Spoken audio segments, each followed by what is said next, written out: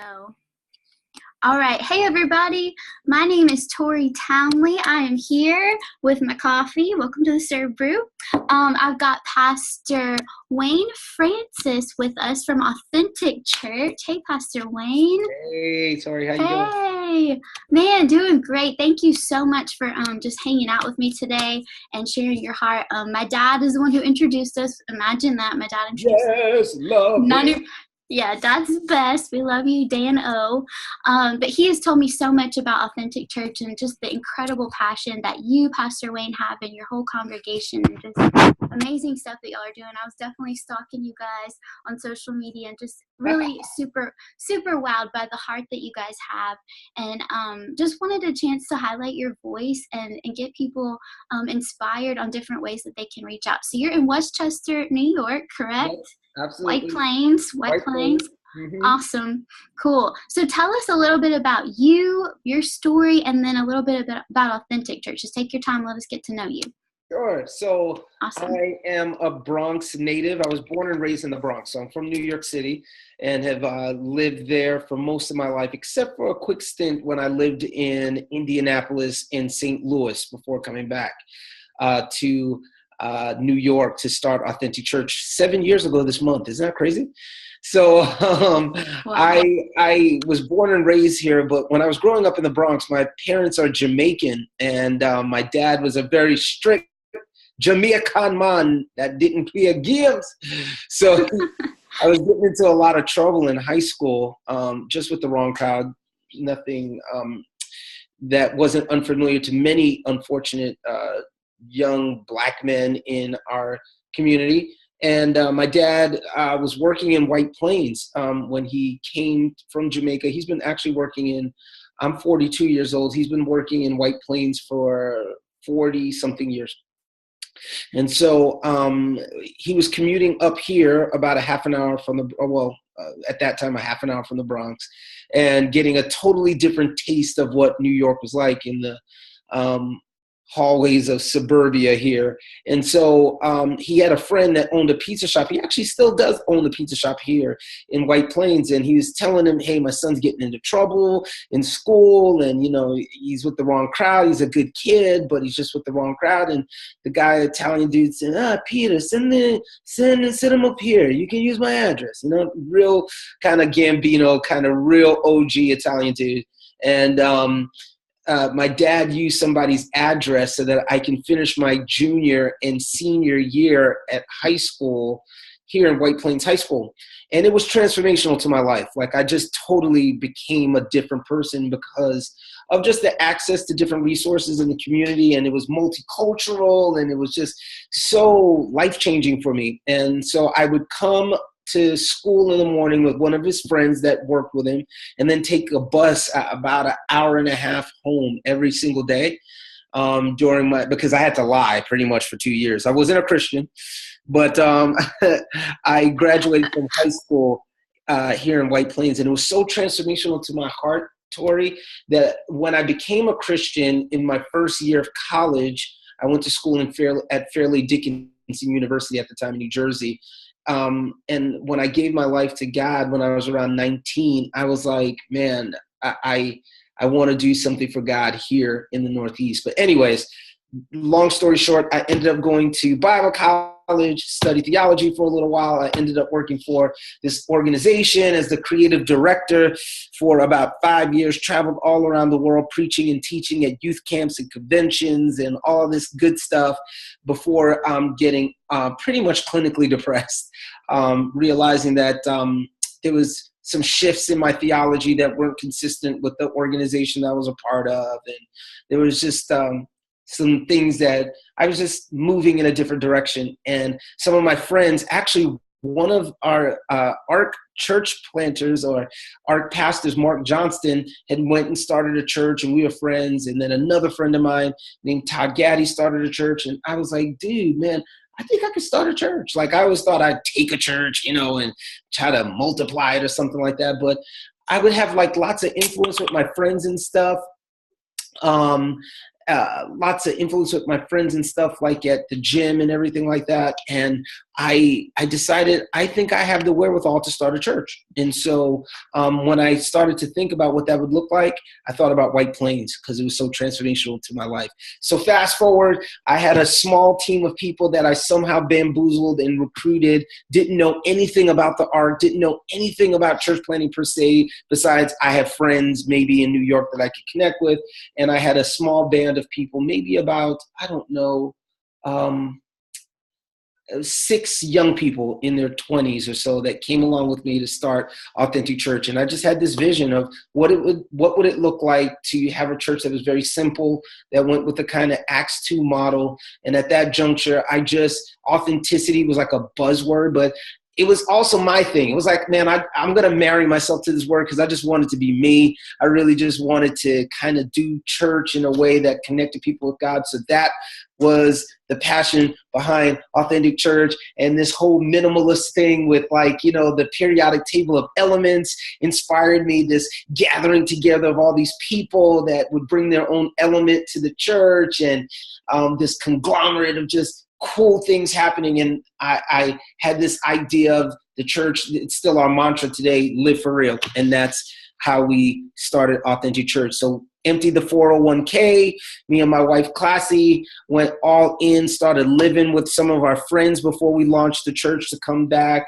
did not have a lot of connections with finances and so on, started working about 4 jobs, part-time jobs when I got back to New York so that I could have the flexibility to write messages and meet with people, plus my family Jamaican, so having 4 jobs, everybody thought I was lazy. I should have had about 6 jobs. I was just on that grind, that hustle. And slowly but surely, God started blessing our church, and here we are. Dude, oh my gosh, you were my hero already. Can you just please keep talking? Don't even stop. Oh my gosh. Yeah. I love the story and just how it seemed so I know there's a lot of hard work and grind that went into it, obviously, but it just seems such a natural progression. God molded your story, ordered your steps, and then you're having conversations in your own community, and that's what caused you to, it sounds like you're moved with compassion just for those relationships that were being built, and that's how the thing got birthed, this whole dream. And I love that it's about authentic relationships. I was talking with Pastor Fernando Cabrera, who's actually in the Bronx. I think you might know him. Yeah, I had him. Yeah, he's the best. And Miss Elvia, I had them on the previous server, and they were talking about the same thing, just real relationships, and that's really what it's built on. And then this whole thing about elements that you're talking about, I love that concept of everybody's got a different thing. And when you bring harmony together, I think life's a kaleidoscope. You got broken pieces of people, but they make a masterpiece, and just being able to let them shine is so beautiful. So love the story, love your heart and your enthusiasm and your zeal.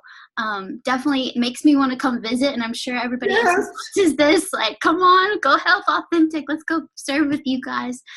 Just your narrative is beautiful, your perspective. Thank you.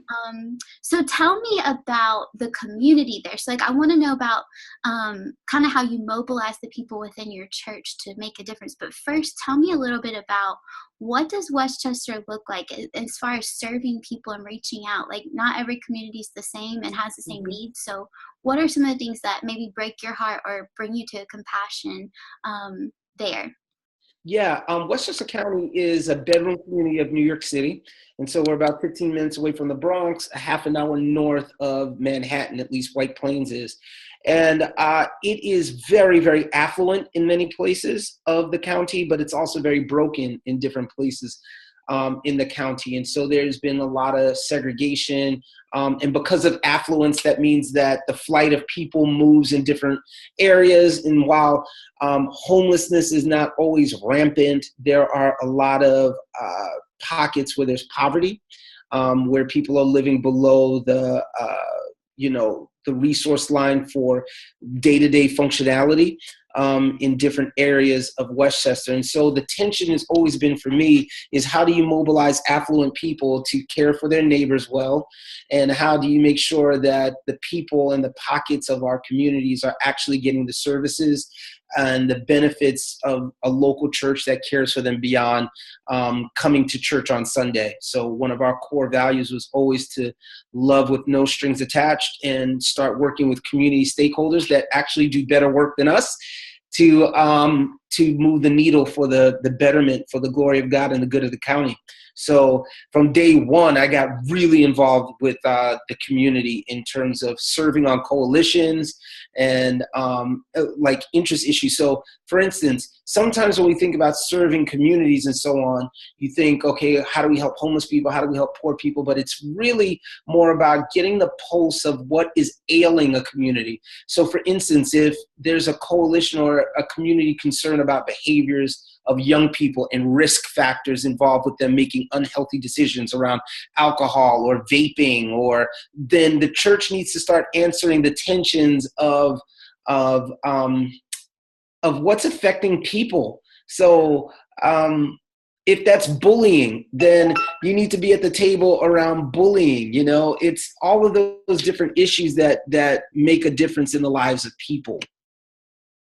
So good, so good. That's something that we talk about here, and I love the way that you put it, just answering tensions, being involved, and just listening. Like, we have preconceived ideas of what the solutions should be. Like you said, homelessness, it's obvious, okay, but people know that you care about them when you care about what they care about. So that's so beautiful that you're working to speak that language and responding in that way and jumping into those conversations that maybe are hard. So what would you say, maybe some specific things, like as you've jumped into these coalitions and joined conversations, what are some specific things that really stick out to your heart that you're working towards or helping? Maybe give me an example or an idea for some people, ways they can get involved and just make a difference. The issues that really break my heart, or the things where I feel like you can have the most impact, are issues that affect young people because they're pervasive. And they usually are a result of a broken home, a broken family, or something like that. Here in Westchester County, there are a lot of issues around drug use, opioids, and all that type of thing. There is poverty issues, which our church has really gotten involved with.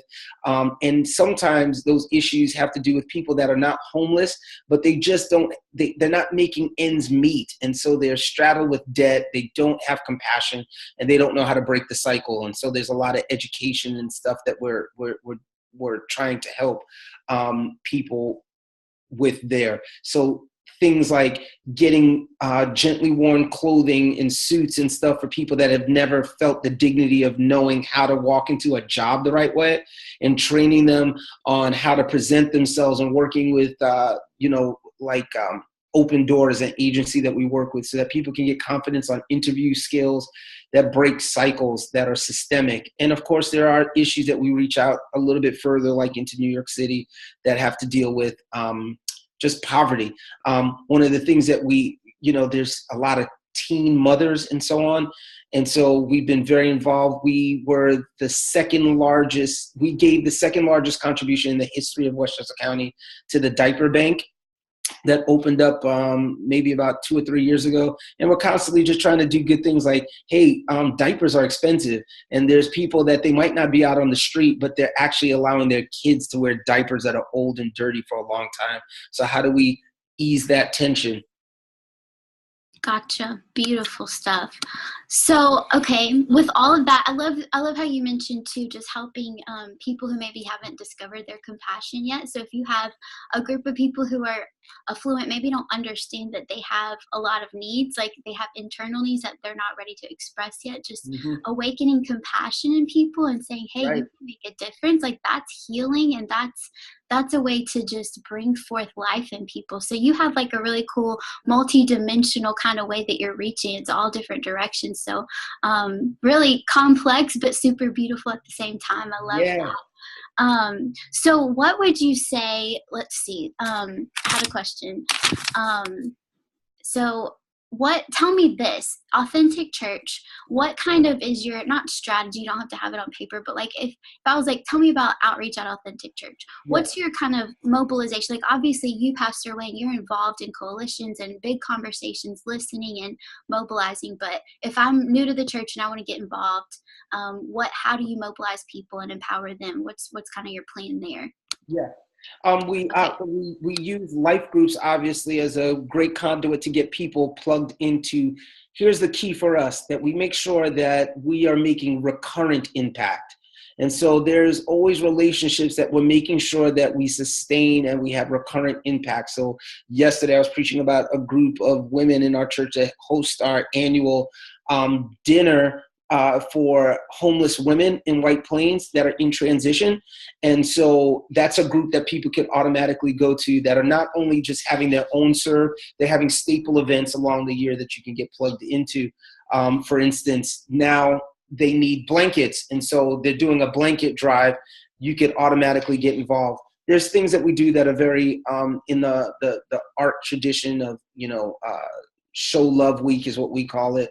And we do those types of things. But our main artery for getting people connected is through our life groups. We like to get people engaged in that particular way, and with our key stakeholding agencies. So one of the things, again, to make it recurrent, I'm the board president for the White Plains Youth Bureau, which we have a great partnership with this organization that serves 3,000 minority youth every single day in after school programs and in all different types of things. So if anybody came to my church on a Sunday and they wanted to get plugged in right away, we have such a long-standing partnership with the White Plains Youth Bureau that I can just say, hey, you can go to the Youth Bureau. They have Saturday programs, after-school programs. There's food drives, toy drives, everything that you could think of.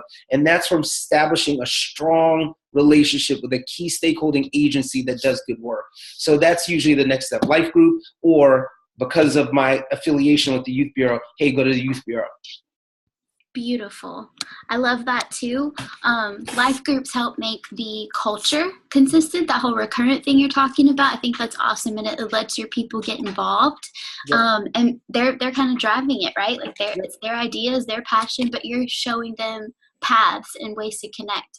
Yep. And the partnership thing, that is super valuable. I love that, because you're not reinventing the wheel, but you're, again, coming alongside people in the city and Yeah. doing what the community is concerned about. So that's super cool. And okay, I saw a picture with the Youth Bureau. Did you guys had a pretty big project recently. Was it, did you install a park? Like We did. Okay, tell me about that. It looks awesome. It's so Tell me super all cool. about it. So one of the things that happened was there's this underserved community in White Plains, and it's this.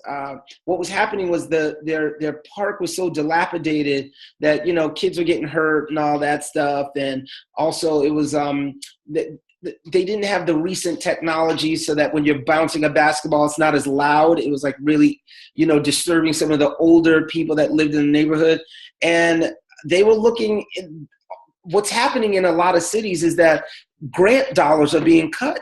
So the government's not giving money to reform and to change things in a community. And so there's not many organizations or corporations that have that pulse to make sure that there's change occurring. And so I caught wind of it from some meeting. And this is why people need to go to meetings in your community and to PTAs. Sister Tori, let me just tell you out there and the listeners, you gotta go to stuff. You gotta go to stuff. So I heard about it, and then I asked, how much is it gonna cost to fix that? And it was something like $5,000 or something to repave and do some other things. I said, well, my church will do it. We'll take care of it. But we don't. Here's one of the things that we don't do at Authentic Church. We don't just write checks. We write stories. So anytime I partner with people, I say, we give money to organizations that allow us to get our hands bicep deep in the soil of transformation. Because especially with affluent people, it's okay for you to write a check and send it somewhere, but you need to bring your body up into the community and see exactly what's going to happen. See, Tori, you didn't know we were going to try to reupholster people today, but we're going to try to reupholster people. Here's what you got to do. And so we brought people out. They got involved. We did ribbon cutting and all that stuff. And it was a beautiful way for us to look at something, a staple in our community now, that people can look past. And anybody in our church, when they drive past their neighborhood, they can say, Authentic Church did that. We did that together. So Okay, I'm done preaching now. You didn't. Okay, preach, preach, preach, man. I got the chills. I'm like sweating over here. That's so good. I've got pages of notes. So good. We don't write checks, we write stories. Man, that's beautiful. And that's something like I've learned too from Pastor Dina, just talking about, even if the people aren't ready to get involved yet because they're a little timid, whatever, but you celebrate the heck out of them like they were there and they were Yep. sweating and they were part of it, because when they feel they are connected to names, when they feel that, it's like, man, I missed out. I wish I would have looked that person in the eye. I wish I would have known that name. So that is so, so, so good. You've got to, that's my conviction. Like, you have to be looking somebody in the eyes, because Jesus says he's in the least of these. If you want to see Jesus, he's in people's eyes. Like, no matter what, you got to look people's pain in the eyes. So we don't write checks, we write stories. That's a tweet. Hello. So good, Pastor Wayne. So good. I love it. So, all right, tell me a little bit more. Give me a couple other of your favorite stories, just ways that you guys have made a difference in the community, or even something that's like on your heart, like fresh dreams. What's your vision for going forward? Just stories. Give me something.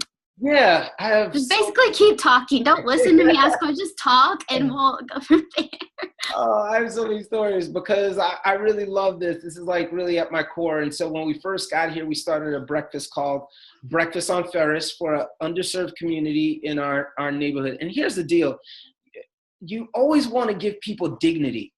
Dignity is a big gift that is so missing in our culture. And so these people were underserved. They were probably below the poverty line. None of them were homeless, but I wanted to come in and our church do something for them recurrently.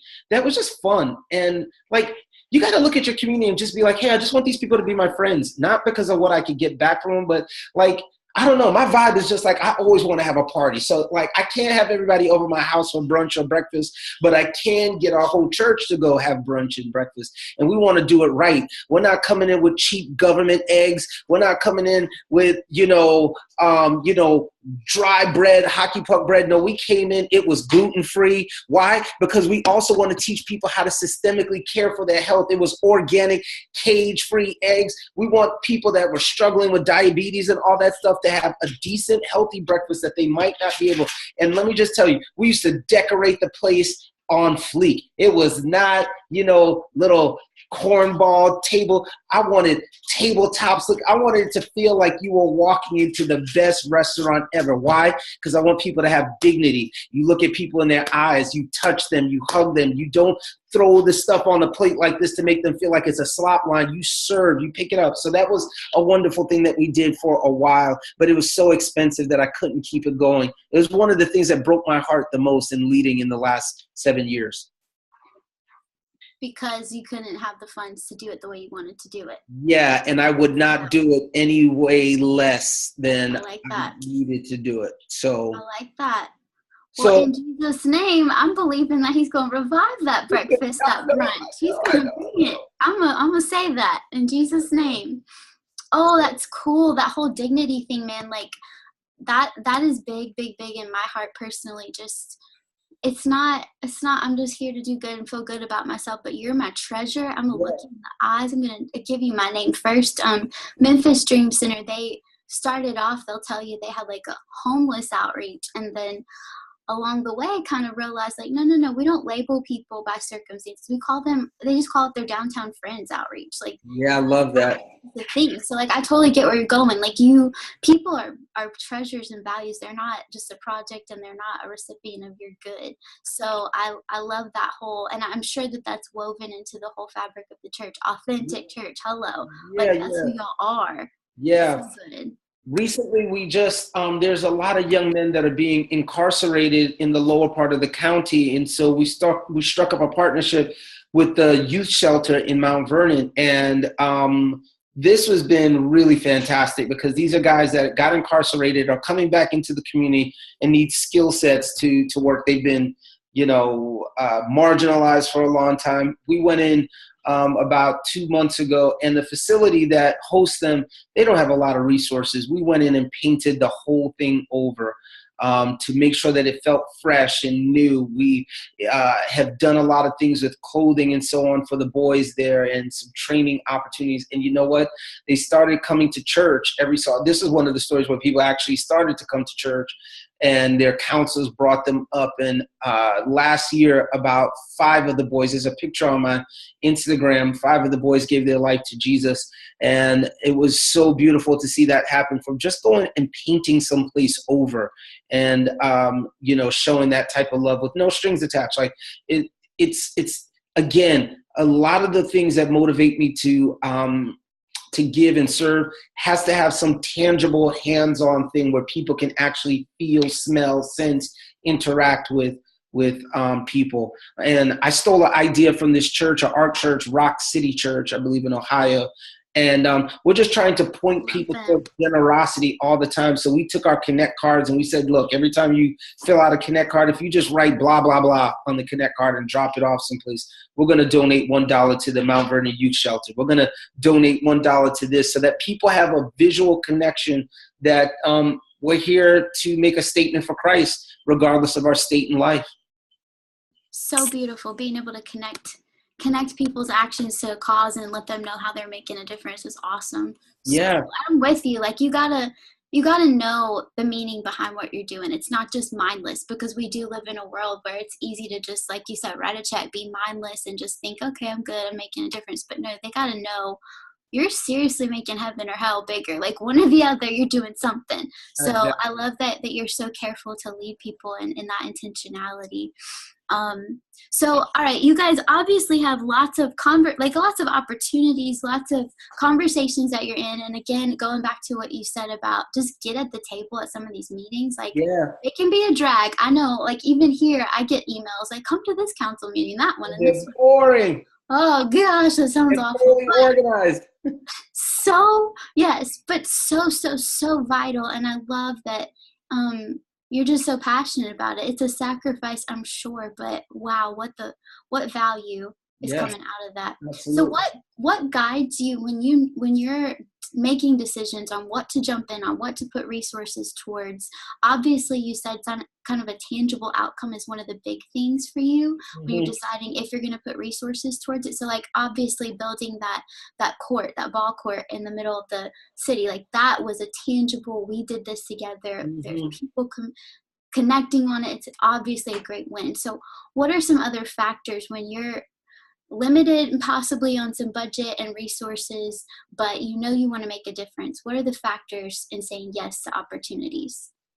Will it bring mutual joy to the people being served and the people serving others? So does it provide fun? And does it make people joyful in some capacity? And so that's usually the way that we can become super creative. There are fiscal decisions that I make sometimes for our church, and we'll look at something and say, okay, how much of a percentage on this dollar? Because people here are pretty affluent and they want to know that 75 cents of their dollar didn't go to administration. We have to look at those things, and we've created criteria that help us understand how we're going to select an organization. One of the first things is that primary piece that I talk about. We don't just write checks, we write stories. Will this organization give us a sustainable pathway for recurrent action and serve? Because the more you get involved in communities and stuff, you start to understand that moving the needle takes environmental strategies that impact behavior over a period of time. So you have to be in it for the long run, sustainable. So we're not trying to be altruistic and just trying to solve people's internal need and guilt. Sometimes it's guilt for particularly affluent people. They feel bad that they have some stuff, and I want to feel good about it. No, we're trying to make sure that you understand that serving is much larger than making yourself feel good for a particular moment. That's why we want you to have recurrent involvement. Another thing is, can families do it together?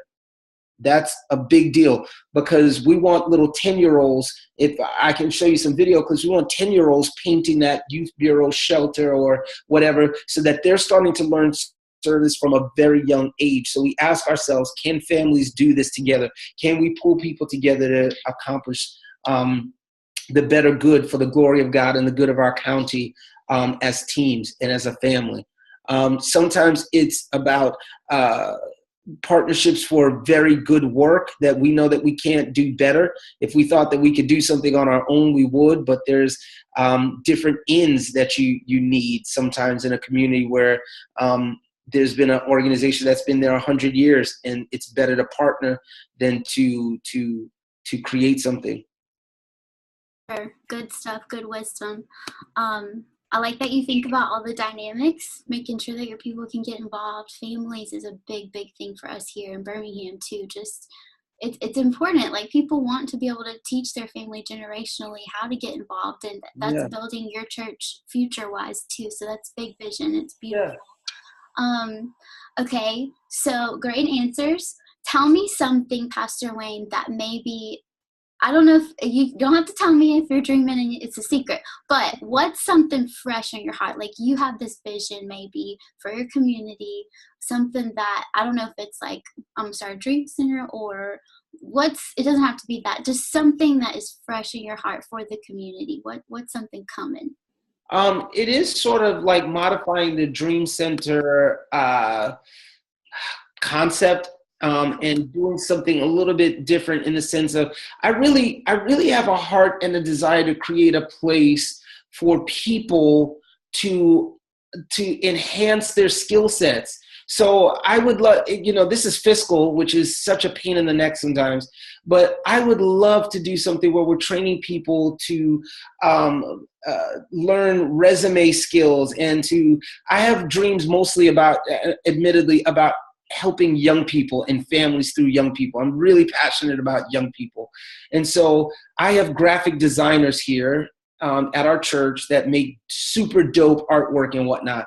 I want to just kind of be that dude that's creating the best after school programs and weekend programs for families that are just amazing. I would love for some of the guys at my church to do after school programs around creating designs and graphics and so on, so I can empower another generation to derive income and be able to. I'm very interested in issues like STEM, science and technology and engineering and mathematics, so that minority kids can have an opportunity to improve their skill sets to make an impact, which is ultimately going to impact the church, to teach people creativity. And I would love for our musicians and our band to do free lessons to teach kids systematically how to learn how to play instruments, whether that's the guitar or the keyboard or whatever. I'm very big into no strings attached internships. So if I could create a hub, a center of sorts that doesn't just do,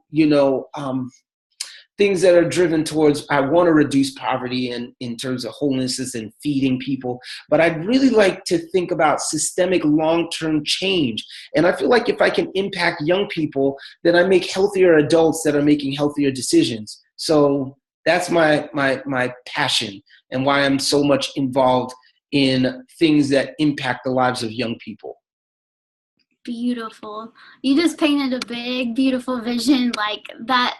So inspiring. I could listen to you talk about dreams forever. Like, that's just so cool. The reason I ask that is just, I don't know, there's something about hearing someone who's dreaming and their vision that inspires you and gives you permission to dream too, and like jump on board, like, wow, that's what could be, that's where we could be heading. And so I love the heartbeat that you have. And to me, it's cool because it sounds like that was almost like a turning point in your own story, like when you were young and coming up and learning and stuff. So I can see how that's part of your passion, is to give back in that way. And so beautiful, so unique, and it makes sense. Like, it's a beautiful vision. So thank you for sharing that. I put people on the spot with that question all the time, but it's always cool to hear what God does. No. I really want to do something big and crazy for God in that area. So, yeah. So cool. I believe it's going to happen. I really do. Okay, I got one more question. And that is, what would be a word of advice that you would share with the people who are listening, which really, let's just target it towards maybe someone who is trying to, maybe it's a new church or kind of a younger church, and they're in the process of shaping their serve and outreach culture. What's something that you would want them to leave just knowing, put in their pocket and hold on to? That you've really personally got to lead the way in your serve. I think a lot of pastors kind of top down and say, hey, we need to serve as a church. And that's good. I'm not critical of that. But I think you really need to have your own heart and involvement that's recurrent too, that it just totally legitimizes what you're saying to other people. So if you're a pastor out there and you're looking to get, involved, I would say get at the table. Number one, it's going to raise your influence in huge ways. Nobody, like churches, when I first started getting involved in the community here at White Plains, and in Westchester County as a whole, the county director, executive director has been to our church and everything. They would say the churches in the county are anemic in their involvement in issues, or they're extremely reactive. So, the hurricane will like, whoosh, people, the house burns down, we're like, whoosh. But when you're sustainably involved in people's lives, when there is no drama and trauma, or when there's just a real pain that just is constantly happening in the community and you're there at the table, there's a lot of influence. So my feeling is that you've got to mobilize your people to be very much involved in the things that seem mundane, because miracles happen in the mundane situations.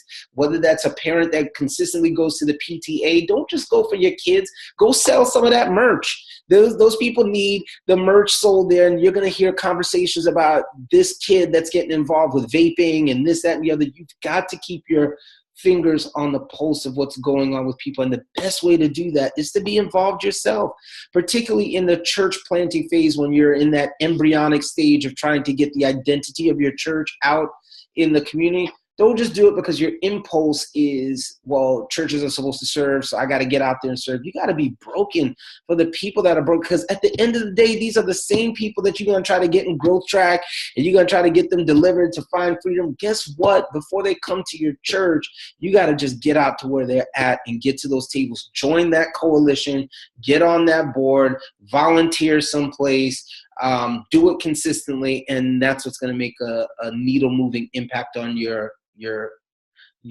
community.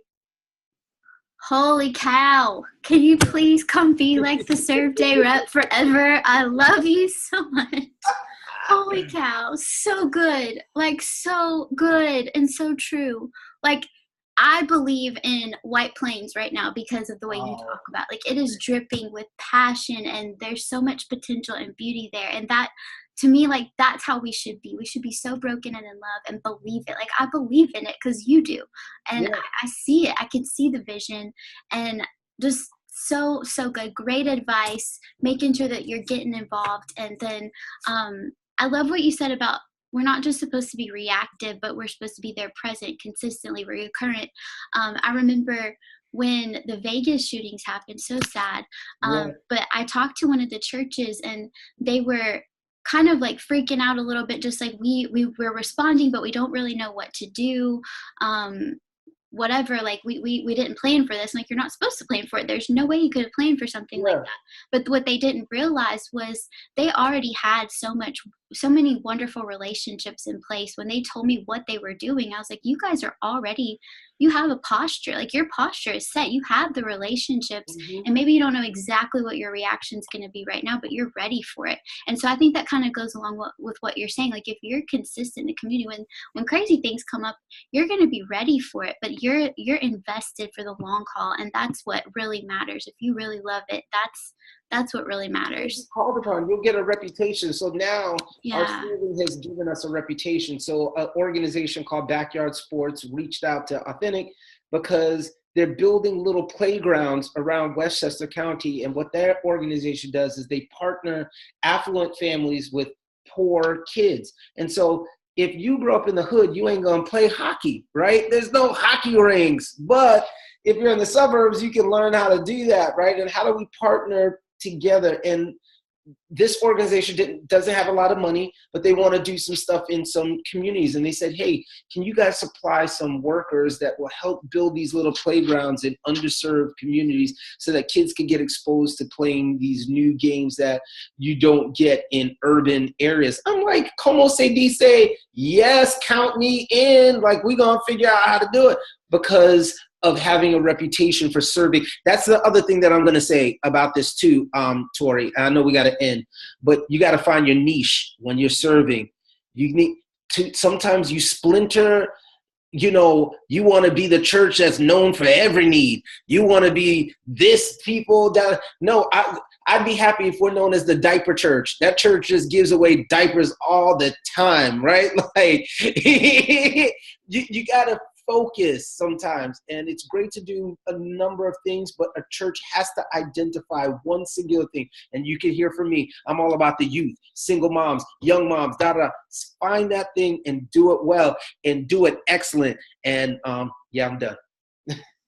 So good. Find your niche. I love it. I love it. Gotta find that sweet spot. And God will make it known. Like, just like he made it known to you. If someone doesn't know what that sweet spot is, you're gonna try a few things, get in the conversations, Yes. and then he'll make it known. Yep. Yeah. And you've done that so well, just finding it. So wow. I'm gonna have to go back and rewrite all these notes, because I have look how messy. It's like these so many pages, but so spitfire, awesome, good. I love you guys.